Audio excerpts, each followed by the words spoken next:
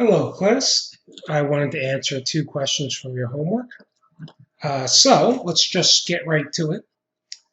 So we have the least squares regression equation, so it's given to us, where y is the median income and x is the percentage of 25 years or older with at least a bachelor's degree in the region. Okay. So it says predict the median income of a region which 25% of the 25-year-olds have at least a bachelor degree. So really, we're going to substitute, right? Because we're told that X is the percentage of 25 years and older with a bachelor's degree. So they're telling us it's 25%. So our X is going to be 25. So I'm going to use this equation here and make the calculation. And in here, we'll put in 25. And then the last was plus 12,000. 566. I press enter. So it looks like my answer, I'm going to round to the nearest dollar, so I'll round that up to 9. So 32,169. I check answer. Hey, we get the fantastic. All right, so again, all I did was I substituted this 25% into the x for our equation. All right, next it says in a particular region, 26.1% of the adults 25 and over have a bachelor's degree, and the median income is 36,463. All right, so let's do our calculation. So what we're expecting will come from this calculation, and then we can check to see if the observed is better or worse. So let's see, it was 26.1. Oops, got too many digits. Okay, so I put this 26.1% into our equation. I press enter, and I get 33,000. Right, so the expected is going to be 33,031. And let's make sure I got everything. 33,031. Yep. And that number is less, right? So it says the median income in this region is 36,463. Is this income higher than what you would expect? I guess I'd say yes, because the expected is only 33,000. So 36,000 is greater than 33,000. Check answer. Excellent. Interpret the slope. All right, so remember, slope is y over x, or response variable over explanatory variable. So it looks like for every $1 spent, let me read this. I see it. For every percent increase in adults having at least a bachelor's degree, the median income will increase by 784, right? This 784.1, right? So every 1% increase in adults, the median income increases by 784 and change. Check answer, and we get the nice work, right? And again, right, that 784 came from here, the slope. Explain why it does not make sense to interpret the y-intercept. Well, remember, the y-intercept happens when the value of x is 0. So it looks like that's beyond the scope of our data, right? Most of our data is between 20 and 40 with an outlier at 55. So I'm going to say it does not make sense because an x value of 0 does, all right, there. There we go. So I'm reading it out loud to myself. It does not make sense to interpret the y-intercept because an x value of 0 is outside of the scope of the model, right? 0 is not even in the model for x. And we get the next nice work. Next question. All right, next question. All right, pediatrician wants to determine the relation between a child's height and their head circumference. That's interesting. I guess the taller the kid, the greater their head circumference, maybe. So let's take a look at the data.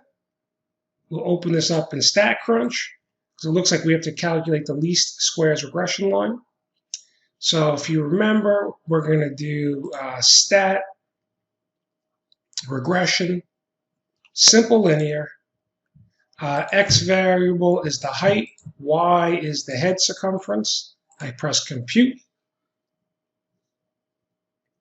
And let's see if I can make this bigger.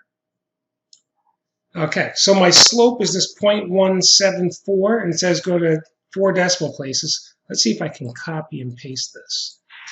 Let's see, I'm going to try. Yeah, it worked. 4 decimal places, 1, 2, 3, 4. So I need to go back. There we go. And then our y-intercept, that was this value here. Again, I'll try to cut and paste.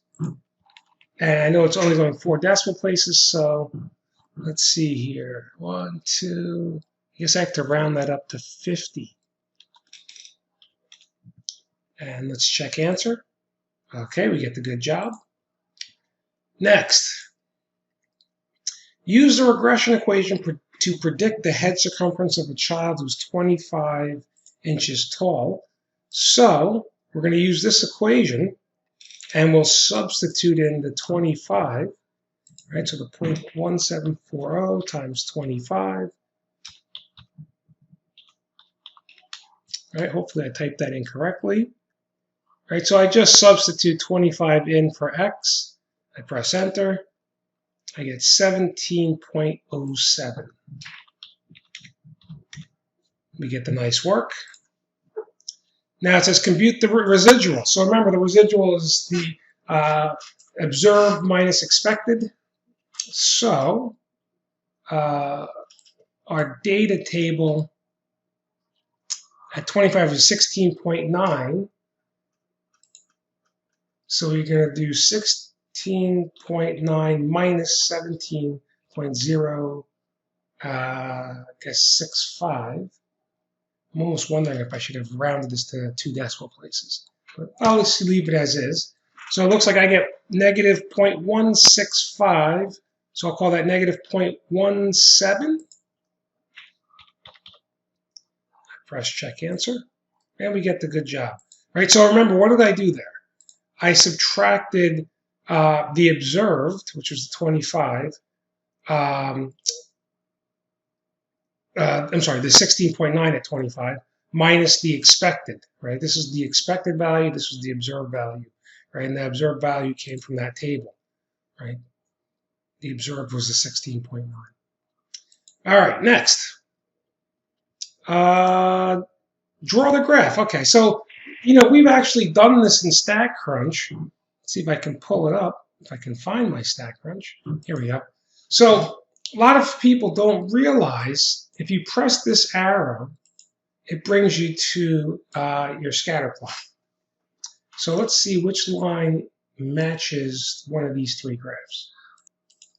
So I notice this line looks like it's going to hit the y-axis just below 17.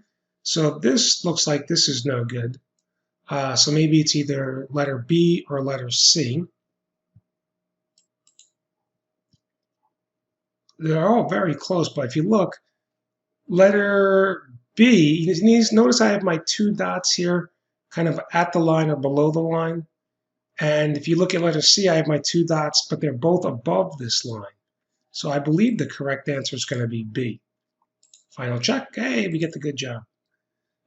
Is the head circumference of this child above average or below? I'm going to say below, right? That's the negative.